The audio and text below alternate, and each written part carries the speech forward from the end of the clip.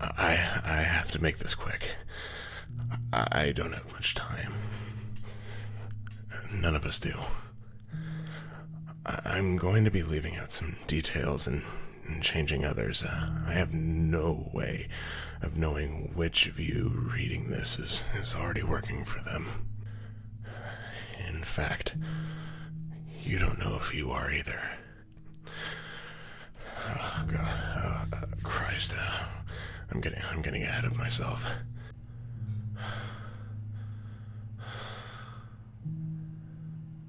Let me start from the beginning.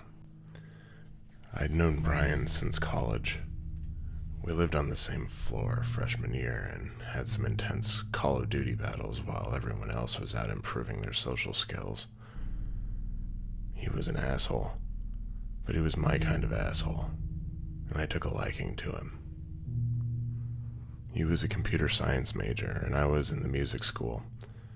To this day, I don't know a damn thing about computers, but I would get a kick out of listening to him talk about that stuff. He did a lot of black hat hacking and would constantly make vague references to bizarre documents and schematics he would pull off of government computers. To me, they sounded ridiculous. Bioengineered doomsday viruses, underwater experimentation labs, laser cannons in space. I was convinced he was making it all up. After graduation, we both stayed in the city, but weren't able to see each other much due to our respective work commitments. We'd get together every few months or so, and he'd always have some new piece of government conspiracy meat for us to chew on. We got drinks over the summer, and he told me he was looking into something major, something called Operation Stingray. Serious security, even around the most innocuous references to it. A very, very big deal, he assured me. I nodded and challenged him to some drunken Team Fortress. "Can't tonight, man," he said. "But when I blow the lid off this thing, I'm gonna pyro your ass like the old days." "Sure thing, Brian," I said. "Let me know how that works out for you." That was the last time I heard from him for months. Then, out of the blue one night, he texted me. "Need to talk. Meet me at this place. Tomorrow at noon. Don't mention this to anyone." "Sure, man. Everything okay?" "I don't know. Just please don't be late." I chuckled. Always so dramatic. Lindsay rolled over in bed. "What's up, hon?" she said. "Nothing, babe. Just Brian being Brian again. Go back to sleep." I got to the restaurant a few minutes early to snag a table before the lunch rush. Across the street, there was a small protest going on outside of one of the big downtown banks. "Money for schools, not for bonuses," they chanted. Brian staggered in, weak old scruff, pale and puffy skin, bloodshot eyes, sweat. I'd seen him like that a few times in college, but Christ, we were supposed to be adults by now. He clutched a crumpled manila envelope with both hands. "Morning, beautiful," I said. "Thanks for coming, man. I didn't know who else to call. I'm sorry." "Dude, relax. Sit down." He glanced around the restaurant and took his seat. He didn't let go of the envelope. "Were you followed?" he said. "Listen to you. Were you followed? Are you serious? Look, we can pretend to be spies, but only so long as you don't actually creep me out."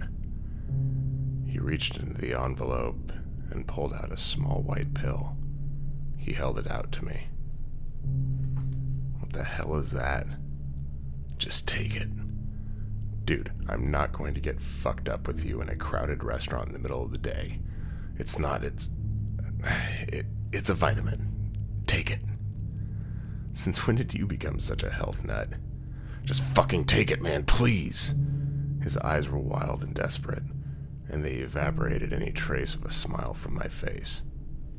Okay, chill." I took the pill and swallowed it. "Happy?" He visibly relaxed and reached into the envelope again. He removed a stack of papers and placed them on the table. I'll try to go over what I can. I don't know how much time we'll have, but everything you need to know is right in here. Seriously, Brian? Are you going to tell me what I just swallowed? It started about a year ago, he said. I was cracking some DoD contractors for shits and giggles, and I kept seeing the word Stingray being mentioned. Cryptic shit, like top secret memos that just said Stingray is a go, stuff like that. I was curious, so I poked around for leads. There wasn't a lot to go on, but there were a few breadcrumbs that led to a facility out in the desert in Bumblefuck, Utah. DRS-117, they called it. Tiny place. A staff of a couple dozen with bullshit names like Jane Smith, John White, etc. Everything about this place was classified, and I mean everything. The fucking cafeteria budget was redacted. Riveting. You really outdone yourself this time, man. Shut up and listen, he said. The place was a black hole. No info came out of there at all, save for a few emails to DoD heads that said, the project is proceeding on schedule. I poked around for a while, and eventually I pulled the name of an applicant they were interested in working with at DRS-117. Some big-shot neuroscientist out of Stanford. A few days later, I saw his name mentioned. There was a news report that said he had died in a car accident in the Redwoods. A few days after that, a memo made the rounds saying that the new 117 project member is proving to be a valuable resource to Stingray's development. A smiling waiter walked up to our table. Are you gentlemen ready to order? I think we'll need a few minutes, I said. Not a problem, take your time. The waiter lingered for a second. His mouth was smiling, but his eyes seemed to be studying us. He left and Brian continued. The Stanford guy was a big name in his field. He specialized in developing systems that could link the human brain with computer interfaces. His early work eventually led to the development of some new next-gen prosthetics. He leaned in and his voice dropped to a low whisper. Here's the kicker. At the time of his death, he was working on a method for wirelessly transmitting electrical signals into the brain to stimulate neural impulses. Massively complex stuff, but the gist is that his system could project images, sounds, and sensations directly into the brain from a computer. Not just that, but depending on what part of the brain you targeted, it could create emotions, memories, even thoughts themselves out of thin air. His colleagues thought he'd lost his shit, but he maintained that the system would someday revolutionize mental health treatment. He thought he would be able to diagnose specific malfunctions in an individual's thinking and fix them with a laptop. Of course, after the accident, no one was able to locate any of his research. His hard drives had been erased, and his notes were missing from the lab. I rubbed my eyes. I wasn't nearly drunk enough to be listening to this shit, and I was starting to get a headache. Not to sound uninterested, I said, but let's go ahead and get an order in already. I'm not feeling so hot right now. Try to focus, he said.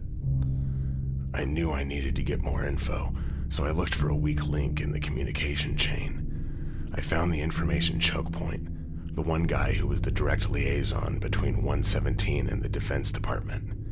Everything went through him. Over a few months, I got into every piece of computerized electronics this guy touched, and I waited.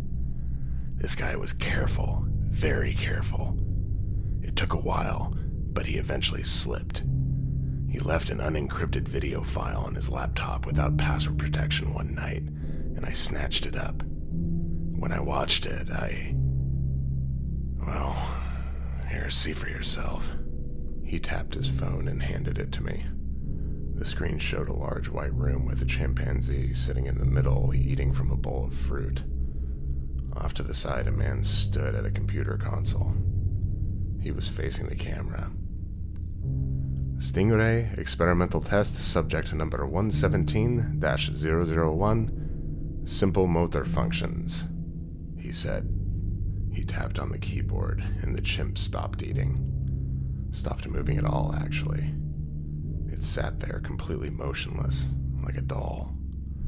Right arm, the man said as he tapped a command on the keyboard. The chimp raised its right arm. Stand, the man said. The chimp stood up. Take 7 steps to your left. The chimp did so. The video cut out and started up again, apparently at a later date. The same setup as before. Experimental test subject number 117-011, the man said. Emotional regulation. He tapped on the keyboard and said, Anger. The chimp immediately flung the fruit across the room and launched into an awful screaming rage. It rushed at the man and raised its arms to strike him. Sadness, the man said. The chimp collapsed on the floor and moaned. It curled into a ball and pressed its face into its knees. Fear, the man said. The chimp screeched and scrambled into the corner of the room, wide-eyed and shaking. Again, the video cut out. When it restarted, the man stared into the camera without speaking for a long silence. Experimental test subject number 117-011, he said at last. Self-preservation override. The man tapped away on his keyboard, then paused for a moment, looking at the chimp. His finger hovered over a key. He sighed and pressed it. The chimp went motionless for a second, and then raised its hands to its face. The chimp sat there quietly as it tore its own eyes out. The man looked into the camera. Based on these results, I can recommend moving into phase 2 immediately. The video went black. What the fuck did you just show me? I said. That's not even the half of it, Brian said. Pretty soon after I saw that video, I started talking with Lafarge. And that's when things really got weird. The waiter stepped up to the table again. Brian waved him off. We still need a few minutes, he said. I'm sorry, sir, but there's a phone call for you. Brian frowned. It must be Lafarge. I told him I was meeting you. Wait here. Brian and the waiter stepped into the back of the restaurant, and I sat there rubbing my temples. I wasn't in the mood to listen to conspiracy fantasies, and now it looked like I was getting a migraine. I decided that I was going to excuse myself when he got back. Conspiracy games aren't fun when you have a splitting headache. I looked out the window at the protest. A waifish girl with blonde dreadlocks and a knit sweater was reciting slam poetry about the evils of greed. The ineffectiveness of it all would be comical if it wasn't so sad. The waiter walked by again, and I touched him on the arm. Listen, I'm afraid I'm not feeling well, and I'll have to step out. Please tell my friend I'm sorry, and I'll get in touch with him later in the week. Not a problem, sir. Will your friend be arriving soon? No, I mean my friend who was just here. The one you took back for the phone call? The waiter looked puzzled. I'm sorry, sir. I'm not sure what you mean. What? Why? You've been sitting by yourself since you arrived. I looked at him. Was this kid messing with me? That's not funny, I said.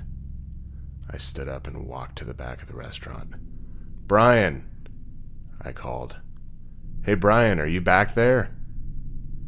I turned down the small hallway that held the phone in the restrooms. It was empty. I checked the men's room. Nothing. I walked back to the front of the restaurant. Okay, cut it out, kid, I said to the waiter. Where's my friend? I'm sorry, sir. I don't know who you're referring to. I felt eyes on me, and I looked around. The rest of the waitstaff were all standing perfectly still, staring at me with blank expressions. The waiter stepped towards me. But there is a phone call for you, he said. Please follow me to the back. The wait staff advanced on me. A thunderous crash as a brick smashed through the plate glass window at the front of the restaurant. I looked out the hole and saw the peaceful little protest had turned savage. Protesters were smashing windows and cars and attacking passers-by. The poetry girl was standing in the middle of the street, staring into the restaurant with a crazed grin. We locked eyes for a moment before a police cruiser smashed into her, sending her flying in a cloud of red mist. The restaurant erupted into chaos. Diners attempted to flee, knocking the waitstaff aside. I grabbed Brian's manila envelope from the table and jumped out the open window. Police officers flooded the scene. They fired tear gas and beat the protesters bloody with batons. But it was all wrong.